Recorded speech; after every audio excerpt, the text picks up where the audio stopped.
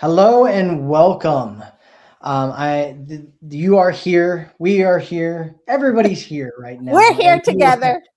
you're watching. You're watching control your emotions during conflict. And so, if you're having problems where, maybe you freak out, maybe you lose it a little bit, maybe you are attacking, or maybe you're defending, or maybe you're shutting down completely, where you're just like going numb and like disappearing, running off. I know some people that do that. They just run off during conflict. I know lots of people that go the other way too, and they start attacking during conflict. If you're having any problems with that, that's what we're going to be talking about today. I've got my friend and mentor here with us, Marcy Newman. She's amazing, great coach. She's been doing this for longer than you've probably been alive. It's Just true. kidding. Yeah, it's true. um, so, uh, so yeah, so let's get started with this, Marcy. So, let's talk about this. So, if a woman is having lots of problems where they're in some kind of situation with maybe maybe a relationship, might be at work, might be anywhere, right, where they're kind of getting these emotions coming up, and then those emotions are kind of spilling out of them, and it kind of turns into this thing where they're losing their head, they're losing their cool, maybe they're saying or doing things that later they're like, oh man, I did that again, or I regret doing that. What would you say to them first? Yeah. Number one, I think that this is one topic where we just have to take a moment and take a deep breath right directly into your heart. Because the things that Matt and I are going to be talking about today are heart centered. What often happens and why you're going berserk during these conflicts is that you're stuck in your head. And when you're in your head, there can be no good that comes forward in terms of resolving conflict. So that's number one. Please take a moment, take a breath, and see yourself breathing it directly through your heart. Just let your heart get soft for a moment. Because my guess is, even Matt and I talking about this subject, you might be starting to feel some conflict on your own. You might be able to feel that your energy field actually contracting, or maybe you feel like you need to protect yourself. Maybe you feel like, you're afraid of what you're going to hear today because maybe we'll be judging you or pointing fingers. And I want you to know that that's absolutely not true. We are here because we have all been in this situation. Okay, we are human, and that's what we must remember at all times. But the other thing that's important to remember is that we're talking really about conflict. If things were going great and everything was just flowing smoothly, this wouldn't be an issue. But when there's, excuse me, when there is conflict, excuse me, we have to acknowledge that there are energies that are coming together that are not in alignment. So that alone, keep in mind, if it's not in alignment, it's not going to flow easily. So all of these things, when you find yourself in these situations, are important to remind yourself. And they're important because when you do, you're going to realize that you have a number of other choices rather than throwing things or, screaming or leaving, as Matt was saying. There doesn't have to be any of that slamming of the doors or hurting each other when you just remember what you're really dealing with here is energy that's not in alignment. And so I think that's a great place for us to start, Matt, right? Energy that's not in alignment doesn't mean that one of you is right and one of you is wrong. No, it doesn't. What it does mean is that in that moment, a couple of things can be happening. Number one, you have different perspectives on things. Has anyone ever noticed that men and women have different perspectives on things? Of course. And so when we look to align energy, we look to number one, in the softening that must take place, to be able to hear, to listen to what the other person is saying. And rather than allowing that need to be right to take the forefront of the conversation, then what we can start to do is recognize that listening is also a way of learning more about your partner, learning to understand your partner a little bit more. And also, more importantly, it's learning more about yourself and learning more in terms of understanding your perspective and what might have been triggered during that conflict. How's that all sounding to you, Matt? Yeah, that's great, Marcy. I mean, you touched on a whole bunch of different things here. One of the things I kind of want to pull out of that and talk a little bit more about. And by the way, if you're here with us right now, go ahead and say hi in the chat. Let us know where in the world you're watching us from. It's cool to see so many people watching our live streams all the time. And so one of the things that you were talking about was this kind of differentiation, right? Where you're like somebody experiences something and then there's this kind of reaction that happens afterwards, right? And there's a book out there that was written a long time ago by a guy named Viktor Frankl, which he was a Nazi concentration camp survivor. And one of the things that he talks about was the difference between people that in the camps who would like lose hope and they would just die, because they lost all hope and all meaning of life, right? And then there's these others that would they would flourish, and actually enjoy their lives, even with all the horrors that were going on around them and the problems that they had. They could still be excited about their life and all these different things. And one of the big distinctions that he talks about is this place between, something that happens and then your reaction to that thing that happens, right? And there's this space in the middle right there. It's not just an automatic thing, right? It might feel that way in the moment because you're like, something happens. It's like, it was funny. I was, a long time ago, I was driving in Colorado with my nephew, and my nephew, I don't see him that often, right? And he got to drive in the car with me. He's used to driving in the car with his dad, right? And his dad is one of those people where if somebody cuts him off, he loses it, right? He's like, honking and, all these different things, right? And, some people might, I know none of you are guilty of doing that kind of a thing, but some people might be. And I have a different reaction when somebody cuts me off in traffic, right? When somebody cuts me off in traffic, I usually laugh, right? I laugh about it because I'm like, whoa, this person's that, like, they really need to get somewhere, right? It's really important. Whatever's going on with them, I mean, maybe they don't even need to get somewhere. They just, whatever's going on with them, they feel like they need to get in front of me and do all this stuff. And it's like, and so when this car did this in front of me when I was sitting with my nephew, you could tell he was like ready to go, right? He's like, yeah, my dad does this, so I'm ready to like get angry at this person. And then he like looks at me and I'm like, I'm laughing, right? And I'm like, man, that guy really needed to get in front of us. I'm glad he had a chance to get in front of us, and Conrad was like, he was like, he couldn't even understand it. He was like, what just happened here? You know what I mean? Like, they like cut us off. And I'm like, yeah, but we're not in a hurry. It's not like we need to get somewhere really quick. Like maybe they do, maybe they're on the way to the hospital. I have no idea what's going on with this person. Right. And so, when I was younger, I used to get really angry about that. But after a while, I was like, why am I getting angry? Like it's literally allowing other people to control me and how I'm responding and how my day goes.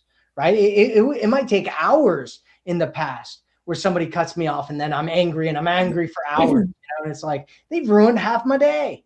And it's like, well, why would I allow that to happen? And so going back to this whole Viktor Frankl thing, there's this, there's a moment in between the stimulus and response where there's a decision, right? There's a decision on what happens. And most of us have been in this pattern that we're usually in a pattern of just responding in a certain way. And so we respond in that way over and over and over again, no matter, what it is. And we think that's just us after a while because we've been doing it for so long, but it's not you, right? It's a pattern that you've developed, right? And you get to decide how you respond and what you do when you're in a conflict or something's going on, instead of just attacking or whatever it is that you that you're doing normally. I love the example that you just gave. And again, there's so much there, but I love what you talked about in terms of when we have these reactions, it's a patterning. What that means is that we can repattern, we can reprogram. So as an example, when somebody cuts in front of me, my first thought is, oh my God, be careful. Somebody loves you. That's what comes into my mind immediately. And so whenever we're in these conflicts, and I love, Matt, that you gave this example, because that's the kind of thing that happens in a split second, right? A lot of times conflicts also crescendo, right? They've been brewing and brewing and brewing, and you've been making these conversations in your mind, and you're preparing yourself for what you're going to say when that finally blows. This is another example. It can happen in the split second.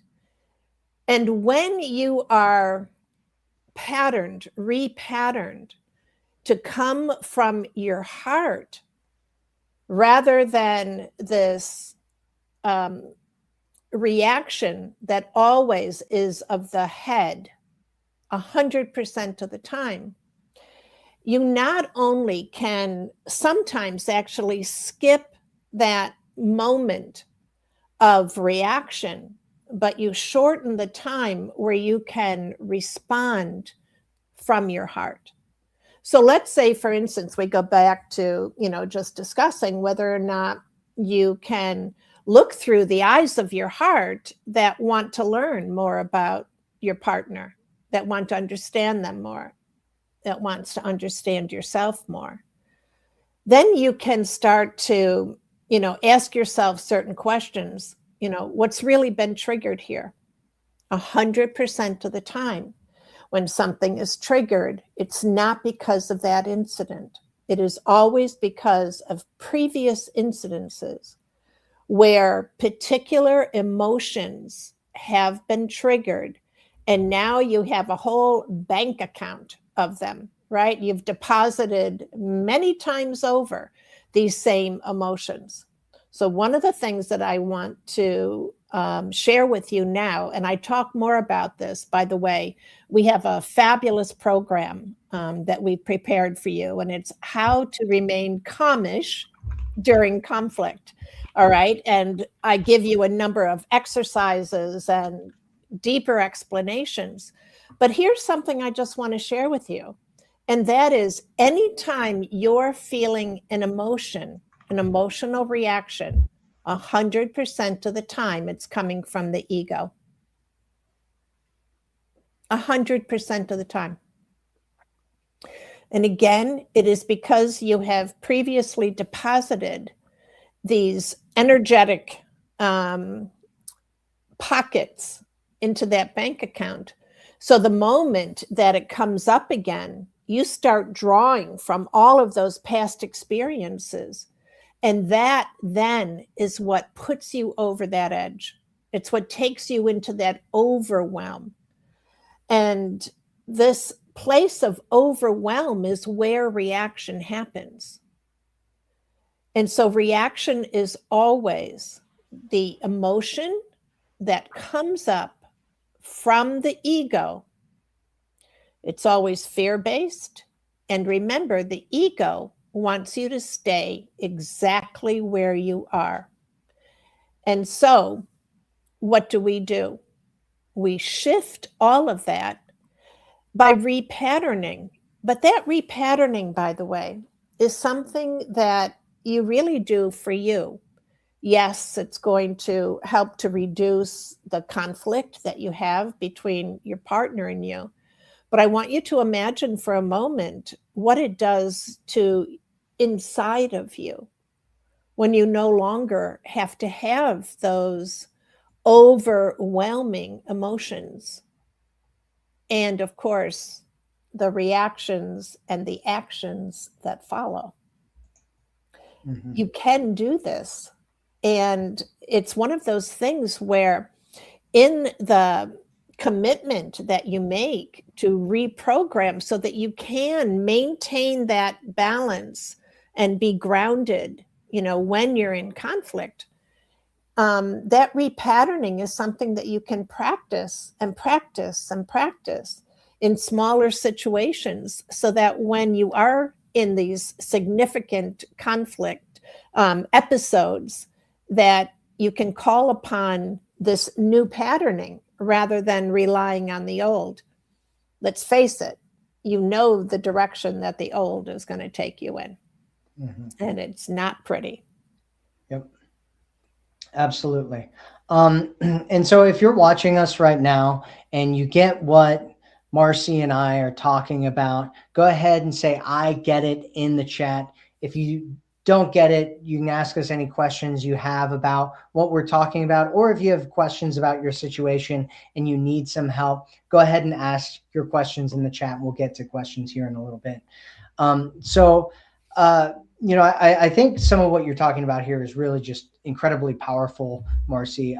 We have someone here, Leanna, who says she mentions, when someone has abused you for years and you just crack when he shows he was cheating, it snapped me, and I'm not an angry person, right? And one of the things I want to uh, say to you is first is, like, I'm sorry that happened to you. That really sucks when you find somebody that's been treating you really badly, and then you find out that they've ultimately betrayed you, right? That can just be really, really devastating. And I think one of the powerful things that you're saying here, Leanna, and this is something that Marcy was talking about earlier, was that you're saying, I'm not an angry person, right? And you're not, right? We're not, you know, ultimately, fundamentally, you're not an angry person. I'm not an angry person. Marcy is an angry person, but things can come up that sometimes that it feels like it's beating us down, or it's hitting us, or, we snap. And so, I want to tell you, like, if you get angry, if you snap, if you do things, like, don't beat yourself up about it, right? We're all human. We have these emotions inside of us, and we're not going to always be perfect. Life isn't always going to be perfect. Things are going to come at us, right? When there's a saying out there where it's like, tell God your plan, and you know God will laugh in your face, right? And the point is that we all, like, have values and ideas about how we want to live our lives and what we're going to be like. And then life comes and, hits us, right? And it throws different things at us. And those things are coming at us to challenge us, and to, and some of them might make you question, like, who you are, your sanity, or, how you really respond. And it's powerful to take on these identities of, like, who are you really, right? Who are you as a person? Marcy was talking about, like, this kind of repatterning that we can do. And part of this repatterning is connecting with who you really are, and I would argue that you are a divine being of God, right? And that you have divinity within you, and you have the power to create the life that you want to have. And so if you looked at your life and you said, who do I want to be? Right? You can decide that, and you can say, hey, this is who I am, right? I get angry sometimes, and that happens, right? But that's not who I am. who I am is this powerful being. Who I am is this person that doesn't let things, take control of me. And sometimes, I'll things will happen, and that will happen, and I'm not gonna, beat myself up about it. I'm not gonna allow myself to get stuck into this place of, maybe I am this angry person, maybe I am, maybe this is who I am. Instead, you can let that go and step into who you truly are, this, divine being, the spiritual, the spiritual, covenant that you have in, and being in that higher form, you can let things go, or you can decide, when it's appropriate to get angry, right? Because these emotions, or these ways that we respond, they can be useful, right? Anger can actually be really useful. It can be useful at times, because it can make, for instance, it can make you do things, right? It can make you, do things when normally you wouldn't, right? If you're in a situation when you're being abused and you're being hurt, and you decide that you're going to get angry, right? That will change the entire dynamic of the situation that you're in. You're like, you know what? I'm not going to take this anymore. I'm not going to, I don't deserve this. I deserve something greater and better, right? And you can step up and step into something better and different as a result of using these different emotions, right? And it can be really, really powerful. Kind of feel like I went off on a tangent there, Marcy. No, I love everything you said, to tell you the truth. I think that it's so important, exactly as you said. Number one, when we get angry, not to beat ourselves up. Okay. Yes, in that moment, you're the epitome of an angry person. But like Matt said, that's not the essence of who you are, it's a reaction. And so when we learn to distinguish between those two aspects of ourselves, one defines us, the other one is an aberrant behavior in the moment. One defines us, and that is, you are a magnificent divine being. It's the only thing that defines you. All these other emotional reactions have nothing to do with who you are. It is a reaction. And in fact, it is a reaction to you forgetting who you are. Every single time we forget that we are these divine beings created by God, what happens is we're in immediate conflict. What else could you draw to you but more conflict? But just as Matt said, every single time we have one of these reactions, we can look at it as reason to beat ourselves up, or we can look at it as an invitation to say, wait a second, where did I lose my connection to remembering who I really am? I know earlier on we talked about, is it Deanna? Is that who we were speaking to? Leanna. Deanna, about being abused for a long time, and find out, he's cheating and you've been betrayed, etc. Along the lines of what Matt was talking about, is that these emotional reactions are when we realize, in fact, that not only have we separated from the essence of who we really are, but in fact, we are betraying who we really are. So, particularly when we have been allowing ourselves to be in long-term abusive patterning, there is something that is happening constantly. And that is, you have this organic, protective energy. It's called your higher self. And it's always trying to guide you to a place where you can be happy and healthy and know your wholeness and know your holiness. And so, even while you are in that long-term abusive relationship, every step along the way, that voice of your higher self was constantly saying to you, follow me, follow me. And had you, and all of us, we've all been there, listen to that voice, you would have never not just tolerated, you would have never tolerated the abuse, but you would have removed yourself from the abuse.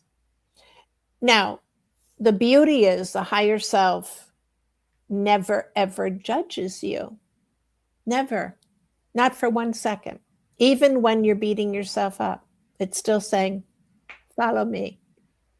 And so what happens is when we learn to look at these realizations, the moment it happens, that betrayal, right, of your partner,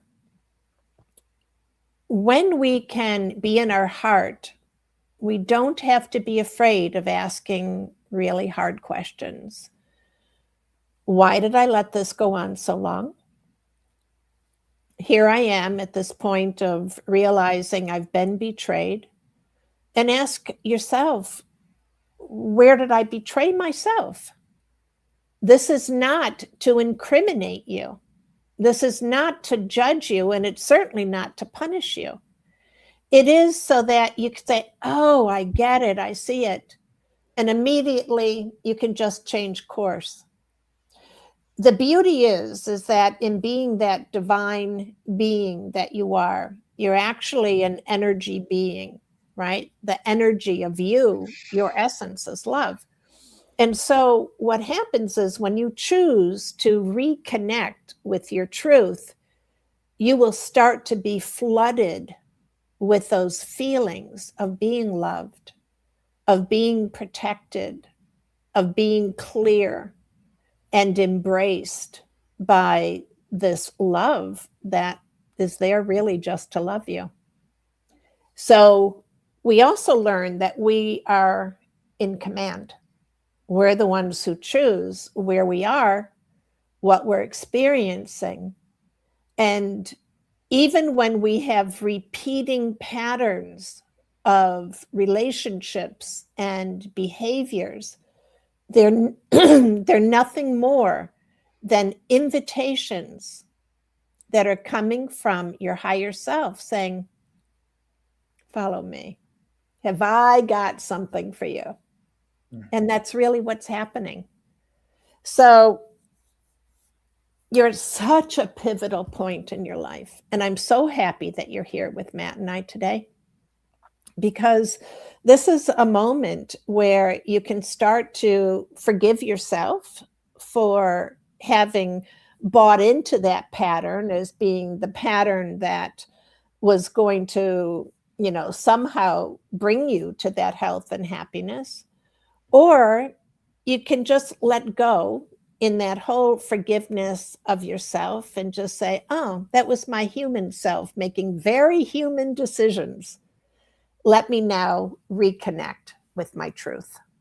And you'll start to live a completely different life. Mm-hmm. I know because I've experienced this myself, and I've now been so privileged to bear witness to thousands of people all around the world to do exactly the same thing. Yep. Remember, you've got a choice. You have a choice. It's not, it's one of the most important things that you can realize is that there's a choice there, right? Because what happens a lot of times is we get kind of stuck in this thing where we're like, this is how things are. This is the way it is. And if you believe that you have no choice, right, you won't have any choice, and you'll be stuck in it, and you'll follow this pattern, and you'll keep doing this over and over and over again, right? But if you start to say, okay, what if, if you're in this place where you don't feel like you have a choice, and you said, what if I did have a choice, right? What if I did have a choice and there are things that I could do? Maybe, in the past, I haven't been courageous enough or, daring enough or creative enough to look at these different options. But, if I was, going to have some kind of choice about different things that I could do, what could those be, right? And a lot of times what happens, and really what I'm talking about is this concept in psychology called learned helplessness, right? Which is when people have decided that they can't be helped, right? And you can usually see when somebody has it because people will give them ideas and they will immediately come up with all the reasons why they can't do it, right? And it's this concept of like they can't be helped and there's nothing that can be done to help them. In reality, of course, there's things that you can do. There's always things that you can do. There's always, right? There's choice in everything, right? From what it is that you do, how it is that you feel, the perspective that you have on the world and yourself and everything, right? There's tons of different choices all wrapped up into that. And if you get caught up in this idea that I don't have a choice, then none of that will be available to you. And you'll just keep going worse and worse, and you'll feel bad about yourself, and it'll suck, and your life will suck, and and it sucks, right? And so the first step, or at least one of the steps is to realize that there is something else that you can do out there, right? And I threw the link in the chat if you want to go check out Marcy's program. It's called Calm in Conflict. It's only $7. If you want to get Okay. it, just go check it out. It's really inexpensive.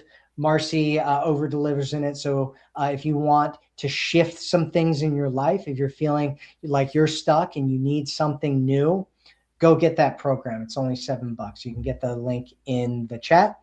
And so we have a question here that comes from Kelly. And she's saying, when talking about POW captives, how would someone regain hope? And so, the reason that this came up was because we were talking about Viktor Frankl. I recommend that you go check out his book. He's got a book that this came from. It's called Man's Search for Meaning. And it's all about that, right? It's all about this idea of choice, right? And the choices that you have and the choices that they kind of took on around finding meaning in their lives, right? Finding, where do I have meaning? What's something that I can look forward to? What's something that I can, take and stand on, right? And one of the things that they took on was this idea of, once I get out of here, I'm going to tell the world about this. I'm surviving for, my children, my grandchildren, for future generations of humanity, so they know what happened in these camps, and we can try to make sure that it never happens again, That's right? right. And so you know what I mean? And this is in a situation where they're like, everybody's dying around me and I'm probably going to die, right? And they're like, hey, you know what? We can still find this glimmer of hope. We can still find this meaning within all of this that makes it so that we are willing to fight every day and stand up and enjoy our lives and go through life, like embracing life and being grateful for life, because we have a chance to continue on and tell people our story. Right. you know I love, love, love, Matt, that you brought that up. And energetically, what I am feeling is that there are energies that can be called in. And I think that these are the same energies that Viktor Frankl was really speaking of. But I just want to outline this for you, because even if we look at POW, prisoner of war, so whenever we're looking to heal, we have to look for the energies that essentially are the antidote.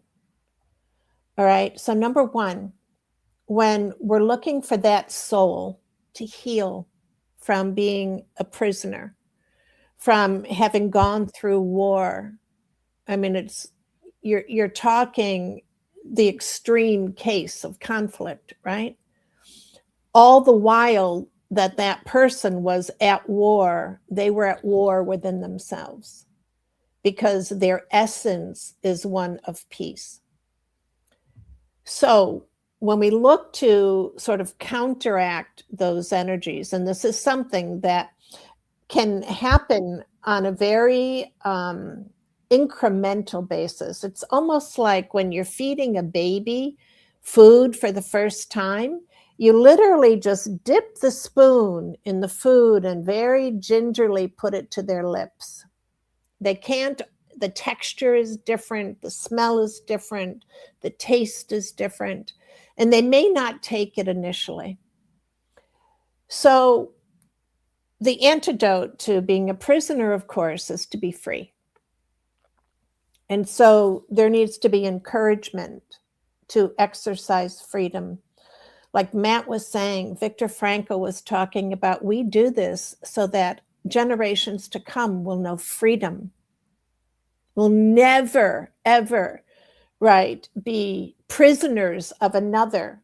There'll never be others who will have power over them for the purpose of control and diminishment.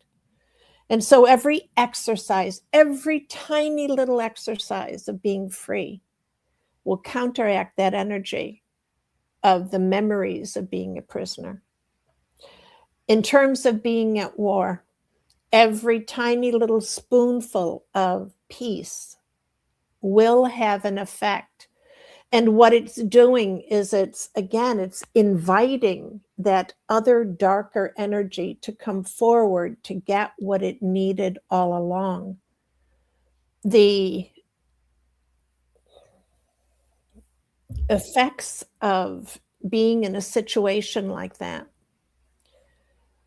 there are protective mechanisms, of course, that the person will start to incorporate because it is such a division internally between their essence and what they're being asked to do or what the experience is saying to them. And so just keep in mind that these are the ways that we can help another. However, it's always that person who has gone through the experience that must reach for what they need in order to heal. This is a universal law. We live in a free will universe, and so it is our free will that determines everything that we experience. Like Matt was saying, never ever forget that you have a choice. So you have Viktor Frankl, who came out of that atrocity, right, and wrote this book that's changing lives for generations to come. So these choices are so powerful, but never underestimate the power of that tiny little spoonful that you can spoon feed every chance that you get. Just know that this is a gift of love, and love needs to be given with no strings attached. Absolutely. Absolutely. And I love that part where you're talking about like, like every time you kind of open yourself up to freedom, it like kind of nudges out this other side, right? And so you're talking about like this focus and this movement towards something, right? And so one of the questions you want to ask yourself out there is like, what am I moving towards right now? Like, what am I allowing to, take over my body and my mind and my emotions and my heart? Like what am I allowing to come in, and what would be better for me to allow to come in? It's like the old saying about like there's like a wolf thing or something. It was like whichever one you Yeah. feed, is the one that like grows or whatever, right? And it's like, what are you feeding? Are you feeding your doubts? Are you feeding your discouragement? Are you feeding your feelings of this the negative identity that really isn't you, that you've been kind of taking on because you've been feeling trapped? Or are you feeding your freedom? Are you feeding your growth? Are you feeding your soul? Are you feeding your higher consciousness, right? What are you feeding right now? That's right. It's very important. So we have some other things. Yeah, sure. So Steve says, so good, Matt. You've been a beacon of hope and light to what it looks like to expect in a healthy partner. Ruth. Well, Ruth. So true. It. Yeah, thanks, Ruth. I appreciate that. Yeah. Tess says, I love when she said we are in command of our higher self. I've been working on myself every day for about 6 months, and the pain I'm feeling is getting less. Well, awesome, Tess. That's great to hear. Beautiful. Yeah, like great job. Congratulations. Good job on doing all that. And then Cheryl says, I'm still doubting myself. I'm still doubting about my reality and who I am due to his statements. How can I break that cycle? What I would say is, like what Marcy's been talking about here, and what I was just talking about with this idea of like, what are you feeding? Right? What are you going into? Right? Are you sitting around thinking about? And it's really easy, right? It's really easy. It's one of the reasons why the news is constantly pumping out like this emotionally triggering stuff, because it sucks us in, right? I get sucked in by it too, and like if I at some point I'll like realize that I got sucked into it, and I'm like, I'm going down this rabbit hole of nonsense, right? Like, what do I want to think about? What do I want to feel? What do I want to experience? Who am I really? Right? And the more that I start asking those kinds of questions, right? The question you're asking right here, Cheryl, is great. How can I break that cycle? Great question, right? How can you break that cycle, right? Think about that. What are different ways that I can break that cycle and get into a new cycle, a cycle of empowerment, a cycle of being strong and powerful and healthy, and thinking great things of myself and my life and what I'm doing in this world, right? How can I shift that so that I'm getting into this energy? Right? Marcy talks about, this idea of like getting into your heart. How can I shift back into my heart and be in my heart more often, and who I am and experiencing my higher self? How can I get into that? Right? And then, think about that. Ask yourself, like, one of the most powerful things that you can do is ask yourself these questions, because our minds are like it's like a computer program, right? You ask yourself questions and the answer comes out. If you ask yourself bad questions like, why do I suck so bad, and why am I not enough, and why doesn't he love me, you're going to come up with answers that are bad answers that are going to make you hate your life. And if you ask yourself better quality questions that like, how can I break this cycle, how can I create an amazing life that I love, how can I like get back into my heart, how can I build myself back up, you'll start coming up with answers that will allow you to create the life that you want to live. Right. So, Cheryl, you don't say whether or not you're still in the relationship. So, what I would like to recommend is that everything that Matt said, okay, is exactly the direction that you need to go in. And to go even further, I want you to realize that when you ask those questions, are you asking them of your heart or of the ego? Remember, the ego is always fear based, the heart is always love based. It will always take you forward, the ego will always take you backwards, because that's where it has its most power. The heart has its most power with taking you forward, because it wants to show you what the universe has waiting for you, what love is really like. And I mean, deep, abiding love. It wants to show you how powerful you are and what you can create when you allow yourself to be free. It wants to show you that you have unlimited possibilities and all of the potential to create what you really want in your life. So learn to distinguish the voice that responds to you. So even if you're still in this relationship, the invitation is not to change your partner. You cannot do that. You must change yourself. And that change may require that the relationship comes to an end. Because the story that Matt was referring to was saying so clearly, whatever we deposit within ourselves becomes the predominant energy. And energy is always seeking out other energy just like itself. You're the one that chooses what you allow into your life. You also have the ability to teach others how to treat you. But when it becomes so clear that they're not teachable or not willing to be taught how to teach you with deference and respect and honor and how to cherish you, then it's time to move on, because now you're feeding yourself the poison. You're willingly stepping into it. And this is when You know, we have to have these, my friend used to call it a come to Jesus conversation with ourselves. We just have to be brutally honest, you know. Oh yeah, I'm doing that. I keep stepping right back in it, knowing that, you know, he's going to continue to disparage me and to reduce me into self-doubt. So, yep, this is a time, again, great place of uh, power right here in this moment. You have a decision to make. Mm-hmm. Yep, absolutely. What's the decision? Which way do you go? Are you Mm. going back to pain, or are you going to the promised land? Mm. I Going to the was thinking promised the exact same thing as you said it, Matt. That was awesome. land.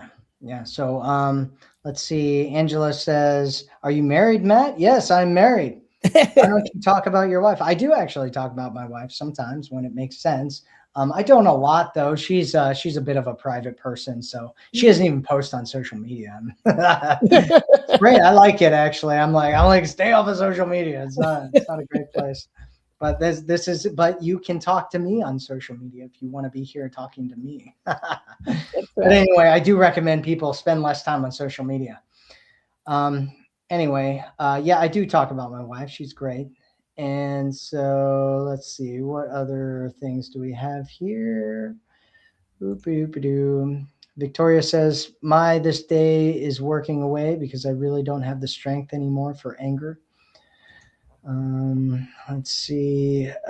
Sarah says, allowing myself to be loved and nurtured. I am learning now. I came from a traumatic childhood and survived PTSD. I'm still learning every day by the grace of God. Yeah, I mean, Yes. life is a learning experience for sure. Mhm. And so, great job on doing that and coming from that perspective. Did you want to say something about that, Marcy? Yeah, just that, you know, again, kudos to you, you know, for recognizing, realizing, and reaching. Those are such important steps in us stepping out of where we have been into what is waiting for us. And it's so amazing because the truth of the matter is you can't even imagine what's waiting for you, but you can have an inkling and certainly know that it is so far greater than what you're experiencing now. And every moment that you invest into your awareness and taking steps to shift that awareness and reduce your reactions, stepping more into um, being in command of your responses through repatterning, you're creating a brand new life for yourself. And that life, like I said, is not anything that you can imagine in this moment. Just know it's far greater and it's heart centered. It's actually a response from the universe to the desires of your heart without interference. Because right now, there's a lot of interference with the messages that you're sending out. And that's all it is. Just think about it as interference. It can't quite tune in to the station that you're trying to get. So, yeah, you're on a great path. Really, kudos to you. Mm. Yep, absolutely. Um, So we have Glennis on Instagram. She says, Matthew, sir, thank you for the content. It helps this part of the planet. So what we're doing is we're helping That's right. helping the whole planet here. Yes, we Yeah, are. yeah. Let's see. Sadie says, what about the new trend situationship? That's not a new trend. Situationships aren't new. I wouldn't get into it if you want something serious. That's, there. I saw this post from a woman on one of the social media channels the other day where she posted and she's like, yeah, I've been dating this guy for 10 months now, um And last week he was like, we were together, and he was like, "Hey, why don't you have a boyfriend?" I was like, I'm like, oh my god, and it's one of those things, right? There's a lot, Newsflash. right? There's a lot of this thing out there right now where people are just they're scared. Lots of people have trauma, right? Lots of people are in pain, and lots of people are avoiding relationships, right? And it's very, very important that you don't just jump into something and just go, we'll just see where everything goes, right? Yeah. If you ultimately want something real, which for the most part, I think most people do. I think most people do. I think that there's some people that have a lot of pain and they're afraid of getting into something, but I think most people want something real. And so, just talk to these people, because most people will say that they will tell you their hand. They'll either specifically say it. One of the most important things that you can do before you even let's assume for a second that you're talking to guys online, even if you're meeting them in person. You're talking to guys online. One of the first things you can ask is, hey, what are you looking for on here? And if you meet him in person, and he gets your number or whatever, all you have to do is text him, say, hey, what are you looking for with me? Right? And he'll give you one of three answers. The first answer is he's going to say that he wants something serious. And if he says that, don't take him seriously, right? The second answer that he'll say is that he doesn't want something serious. And if he says that, don't take him seriously. And then the third answer he'll give is something vague, or he'll avoid the question, right? Something around, being confused or unsure, or he'll just avoid the question completely. And in that case, you don't take him seriously, right? And so all three of these situations, you don't take him seriously. There's a woman in the chat here who is talking about how right here. Colby says, some people are really good at faking intentions. It's not your fault you believe the lies. If they don't have bad feelings about their actions, that's their character. It doesn't define you. Be glad that you can move on knowing that they just fumbled somebody real and authentic. You deserve to be truly loved. I wish you good luck and pray you find the one who deserves you. This goes to all people that are reading it. God bless you, right? And that is a thing, right? There's a lot of people that will fake it, right? Because they think that you want to hear something, and so they'll tell you that thing, but their intentions aren't really that. And so no matter what this guy says, don't take him seriously. But right, you can still keep on dating him if he says that he's looking for something serious or he's not really sure yet. You just don't take him seriously, right? If he says that he's not looking for anything, then you remove him, right? But and that woman, for instance, if she would have asked that question, I guarantee that guy would have been like, I don't want anything real. I just want to, hang out and see how things go, right? And then she talks to him for a little bit, right? You also ask, more times. You see how he behaves. You see what he says, and you get a pretty quickly you can get an idea of what's going on with this guy, right? Some guys will fake it for a really long time, but most won't. Most will play their cards pretty quickly. And so don't take a guy seriously until he proves to you through his words and his actions over time that he deserves to be taken seriously. Yeah. And if you do that, you will weed out the overwhelming majority of guys that aren't taking you seriously, and you'll be gold. Then. Yeah. You'll end up with better guys. And I would actually like to add one more to that list, Matt. If he says, I haven't really thought about it, do not take him seriously. Because anyone who hasn't thought about the kind of relationship that they want and is willing to put the blood, sweat, and tears into creating that is not someone who's capable or willing or interested in creating the relationship that will make your heart sing. Yep, absolutely. You want somebody who makes your heart sing. That's right. Connect, and it's a beautiful, divine connection. That's right.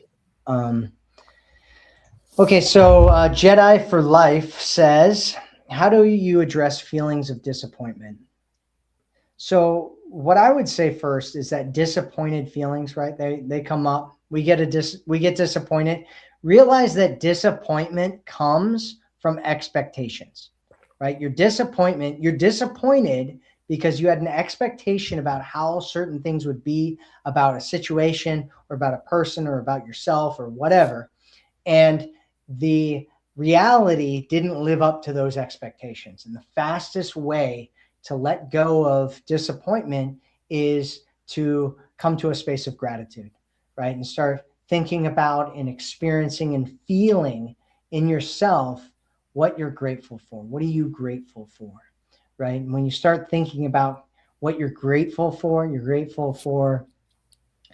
being able to, talk to us on the internet from wherever you are in the world and wherever we are in the world so easily and quickly.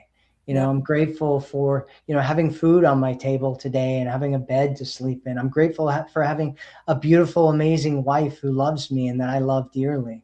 I'm grateful for having, this awesome friend over here, Marcy, who's willing to jump on these live streams and, work with you guys with me.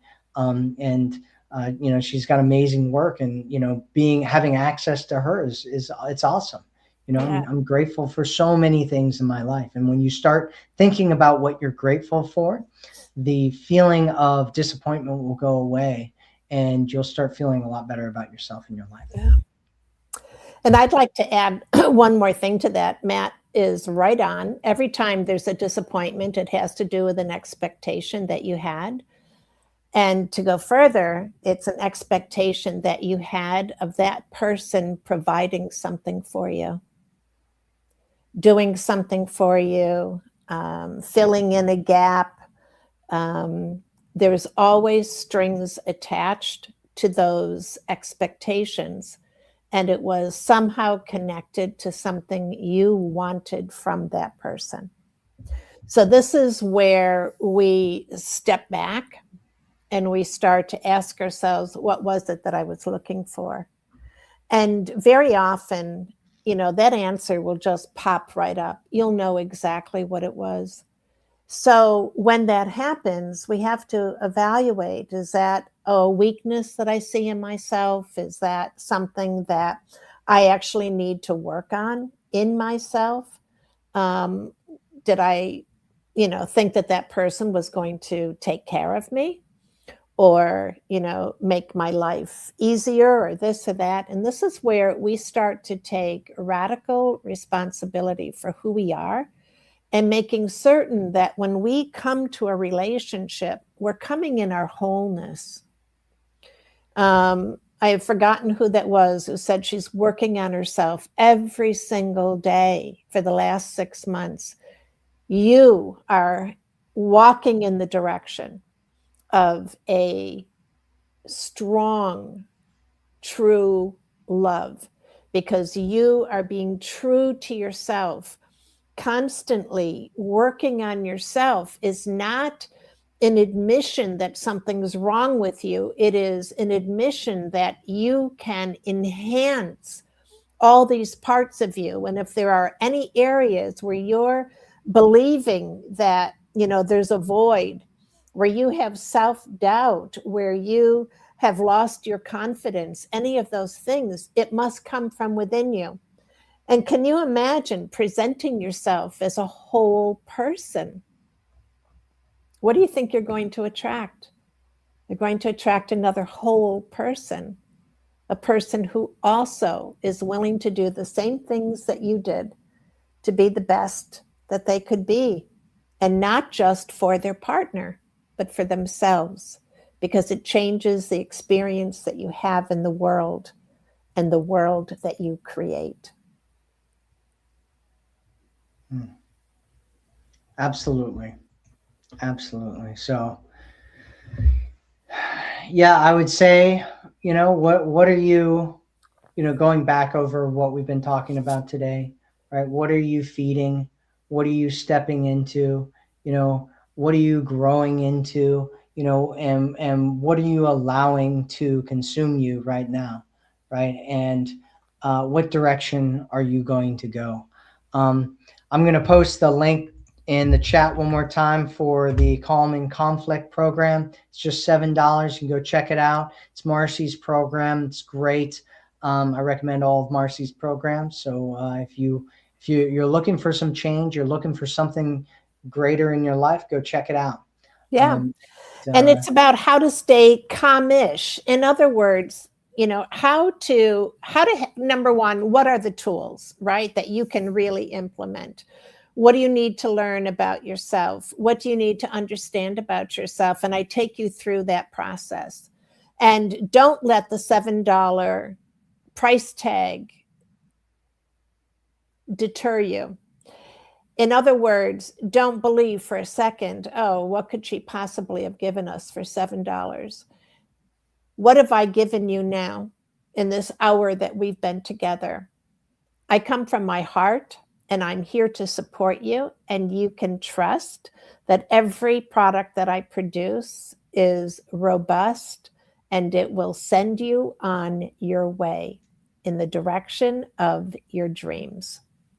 So, yep, Matt and I are committed to giving you what it is that you need. I will continue to produce these specialized programs, really dealing with the issues that you have in your life now and how to help you to guide yourself through them. So that's really the ultimate goal, is for you to become empowered so that you know that there is nothing in this world that you cannot not just navigate, but really rise above it and continue to create the life that you've come here and you deserve to be living. So beautiful. So enjoy it. yeah, Can't wait to hear some feedback. Thank you all for being with us here today. Thank you, Marcy, for serving us on this call. My honor.